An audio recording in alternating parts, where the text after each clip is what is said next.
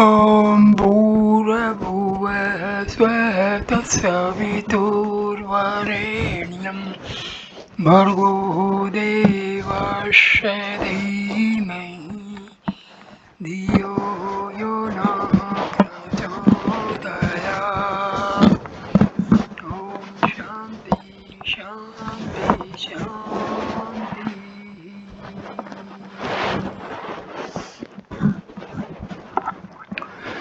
Namaskar, my dear friends. This is video number 9 on Bhagwan Sri Ramana Maharshi's teachings in his own words.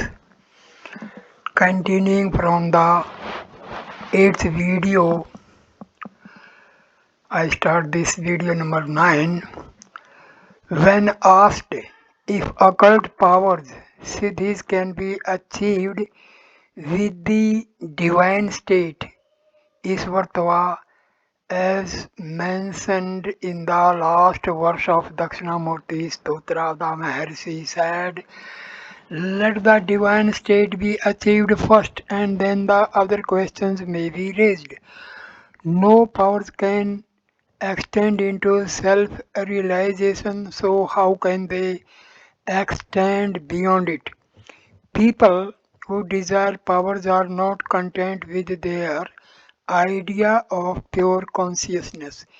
They are inclined to neglect the supreme happiness of realization for the sake of powers. In search of these, they follow by-lanes instead of the high road and so risk losing their way. In order to guide them aright and keep them on the high road, they are told that powers accompany realization. In fact, realization comprises everything, and the realized man will not waste a thought on powers. Let people first get realization and then seek powers if they still want to.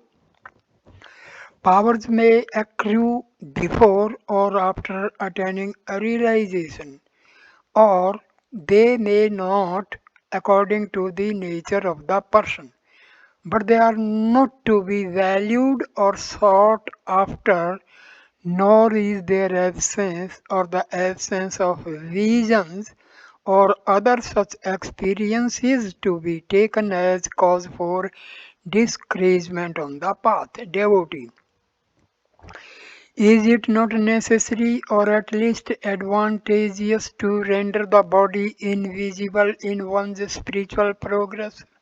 Bhagwan, why do you think of that? Are you the body? Devotee, no. But advanced spirituality must effect a change in the body, must not it? Bhagwan, what change do you desire in the body and why? Devotee, is not invisibility evidence of advanced wisdom jnana? Bhagwan, in that case, all those who spoke and wrote and passed their lives in the sight of others must be considered ignorant, agyanis. Devotee, but the sages Vasishtha and Valmiki possessed such powers. Bhagwan, it may have been their destiny, prarabdha, or to develop such powers, siddhis, side by side with their wisdom, jnana. Why should you aim at that which is not essential, but is apt to prove a hindrance to wisdom, jnana? Does the sage jnani feel oppressed by his body being visible? Devotee, no.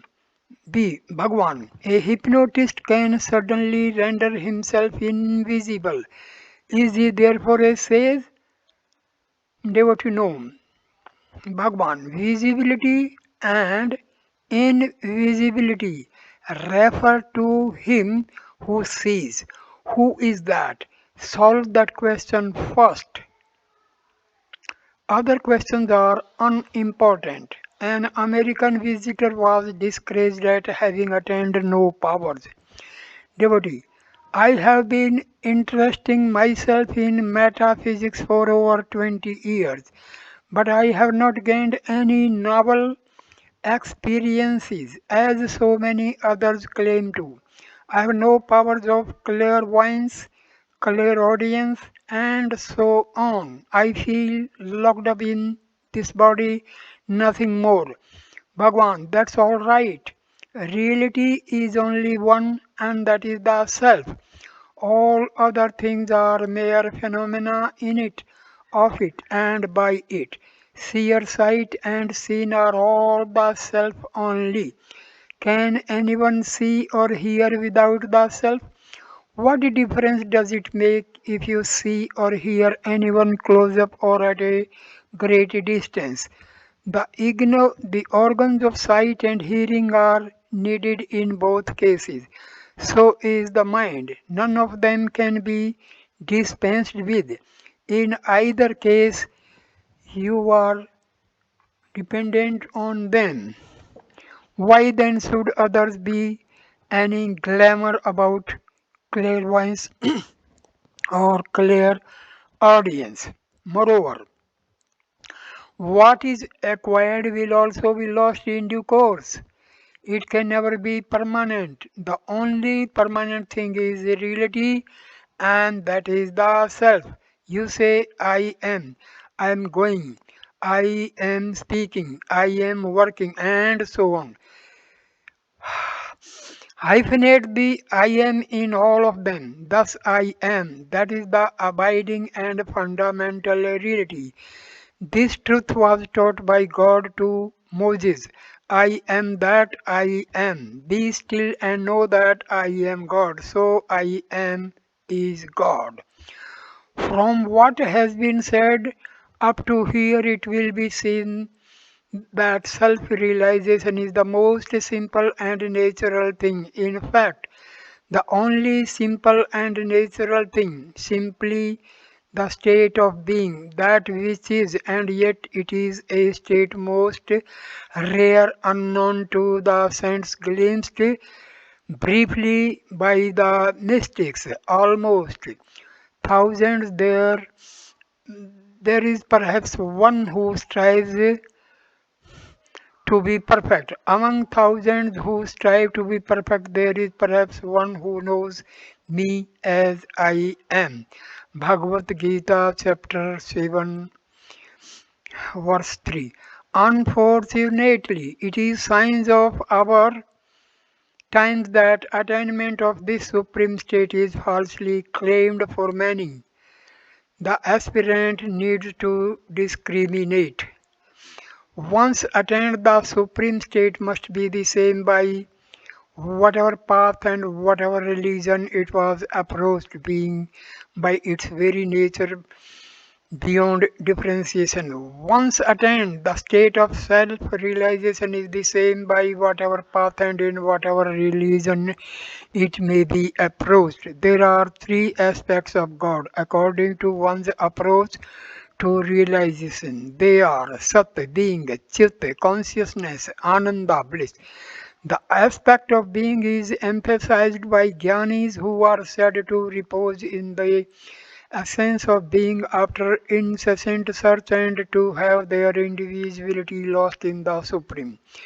The consciousness aspect is approached by yogis who exert themselves to control their breath in order to steady the mind and are then said to see the glory consciousness of being of God as the one light radiating in all directions.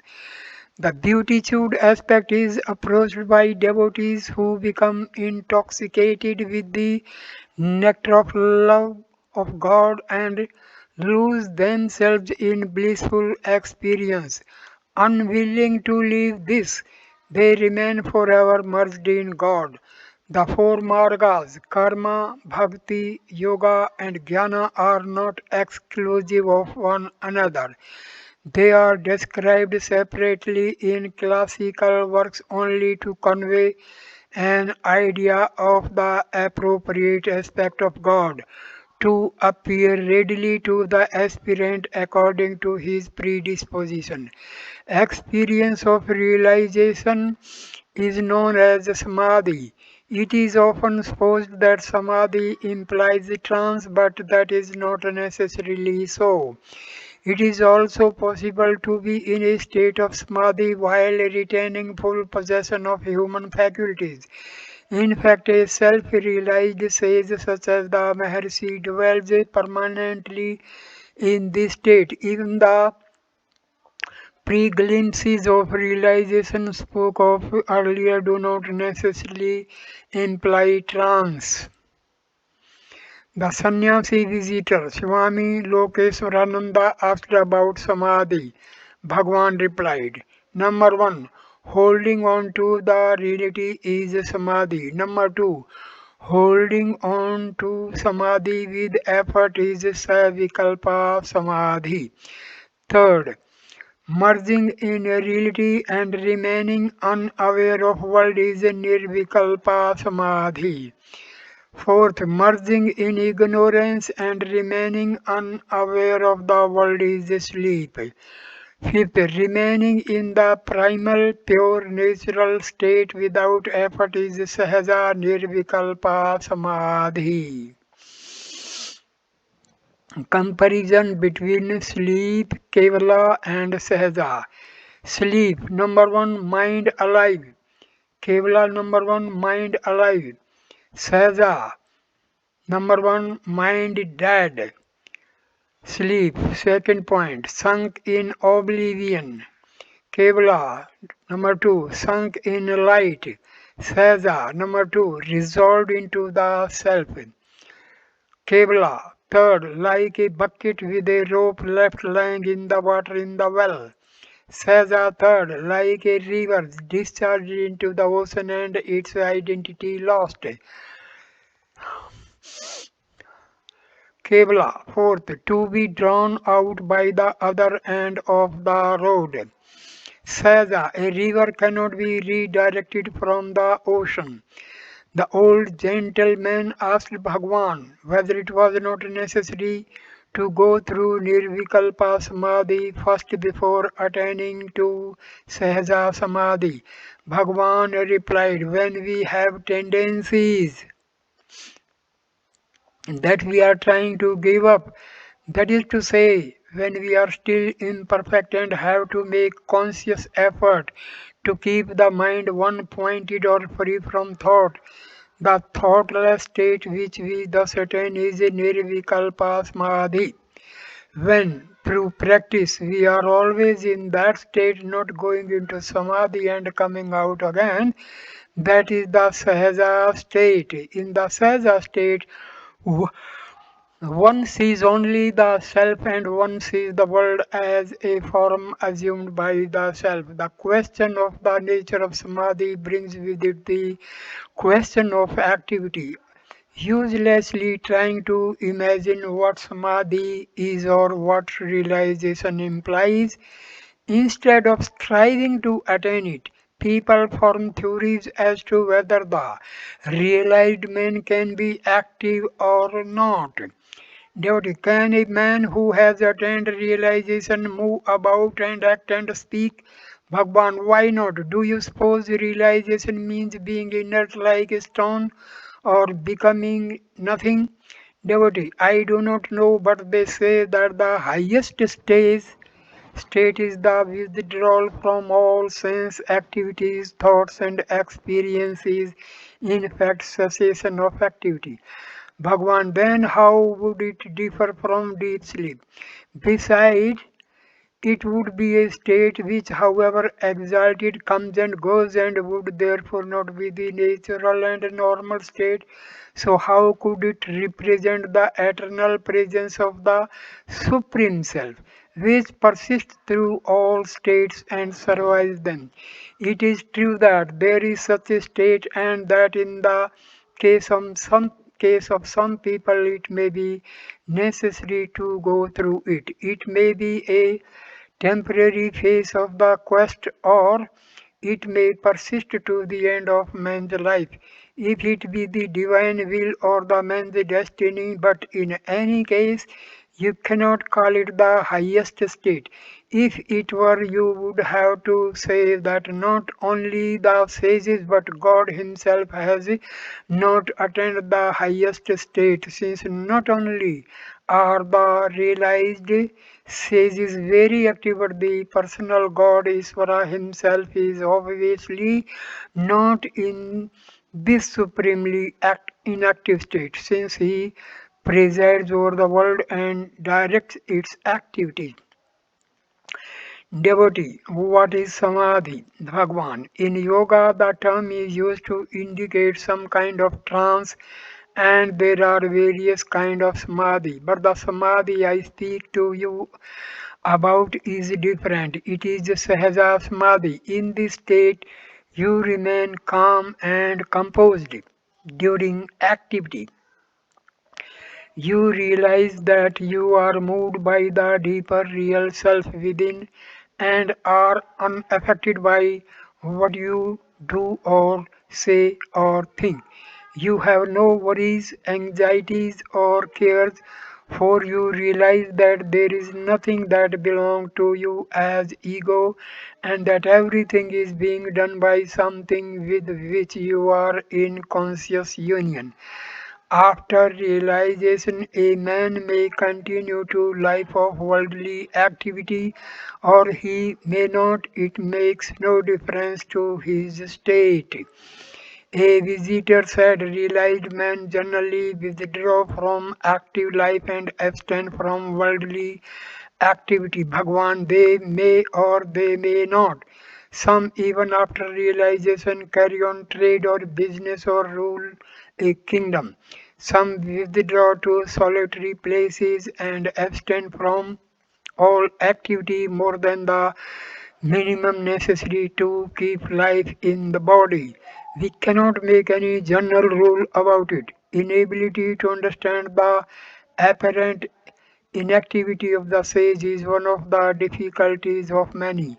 Western writers firmly convinced that Christ was mistaken in saying that Mary had chosen the better part. Modern Christians are apt to represent Martha, the outwardly active one, as superior and to criticize the sage for what they consider inaction. When asked by an aspirant whether his realization, if attained, would help others, Bhagwan has been known to reply, yes, and it is the best help you possibly can give them. But then he asked, but in fact there are no others to help. The same paradox is proclaimed in Buddhism, where, for instance, in the Diamond Sutra, after speaking of compassion, the Buddha explains that in reality there are no others to be compassionate to. The Lord Buddha continued, do not think, Subhuti, that the Tathagata, that is the Buddha, would consider within himself, I will deliver human beings. That would be a degrading thought. Why? Because there are really not sentient beings to be delivered by the Tathagata. Should there be any sentient beings to be delivered by the Tathagata, it would mean that Tathagata was cherishing within his mind arbitrary conception of phenomena such as one's own self, other selves, living beings, and universal self. Even when the Tathagata refers to himself, he is not holding within his mind any such arbitrary thought. Only terrestrial mind being think of selfhood as being a personal possession. Subhuti, even the expression terrestrial being as used by the Tathagata does not mean that there are any such beings. It is only used as a figure of speech. People often say that realized man should go about preaching his message. They ask how a man can remain quiet in realization when there is misery also existing. But what is realized man? Does he see misery outside himself? They want to determine his state without themselves realizing it. From his standpoint, their contention amounts to this: a man has a dream in which sees a number of persons. On waking up, he asks, have the people in the dream also woken up? It is ridiculous. Again, some good man says, it does not matter even if I do not get realization. Let me be the last man in the world to get it so that I can help all the others to become realized before I do. That is just like the dreamer saying, let all these people in the dream wake up before I do. He would be no more absurd than this amiable philosopher. And yet, paradoxically, the sage is intensely active, although he may apparently be inactive. A saying of Lao Tse from the Tao Te Ching was read out in the hall, but his non-action, the sage, governs all. Sri Bhagwan remarked, non-action is unceasing activity. The sage is characterized by eternal and incessant activity. His stillness is like the apparent stillness of a fast rotating top.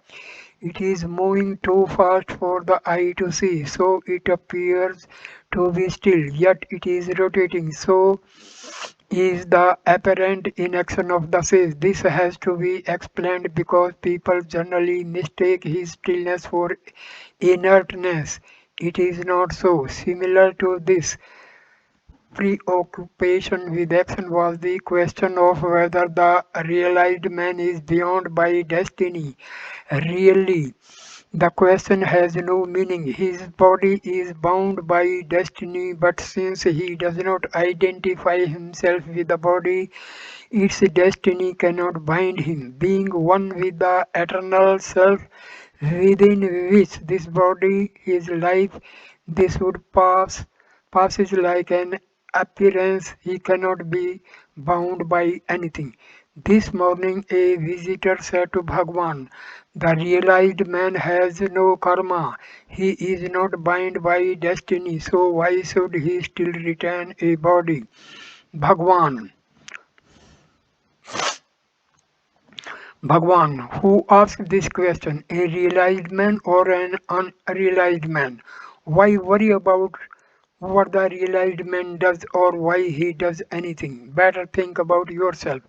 He was then silent. After a while, however, he explained further.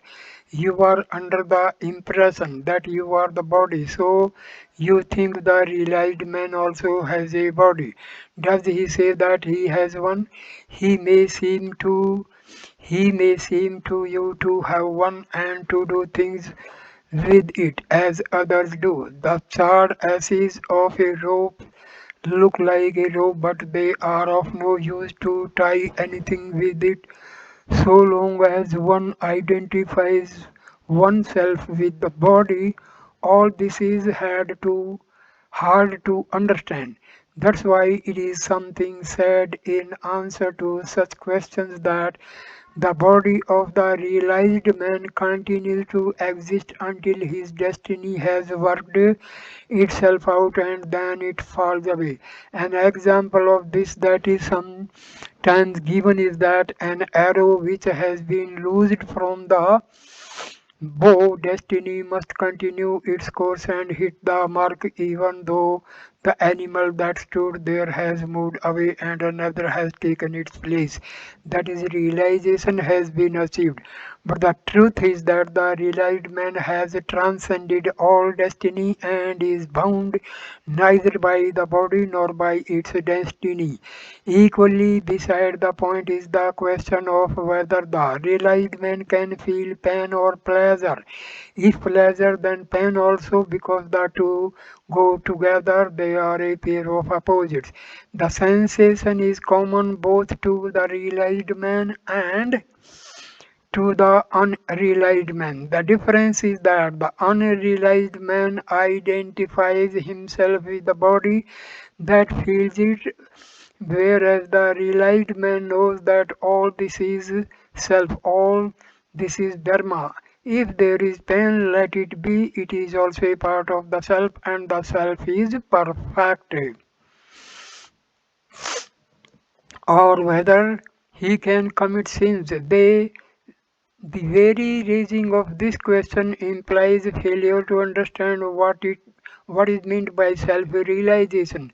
Sin is the action of the ego or the individual being in its own interest against the universal harmony or the will of God. But where there is no ego, where there is only the universal self, who is to act against whom? An unrealized man sees one who is realized and identifies himself with the body because he does not know the self and mistakes the body for the self. He extends the same mistake to the body of the realized man. The latter is therefore considered to be the physical form. Again, the unrealized man, though in fact not the originator of his actions, imagines himself to be so, and he considers the actions of the body as his own actions, and therefore he thinks that the realized man is acting in the same way because his body is active, but the latter knows the truth and is not deceived. His state cannot be understood by the unrealized, and therefore the question of his action troubles the latter, although it does not arise for himself.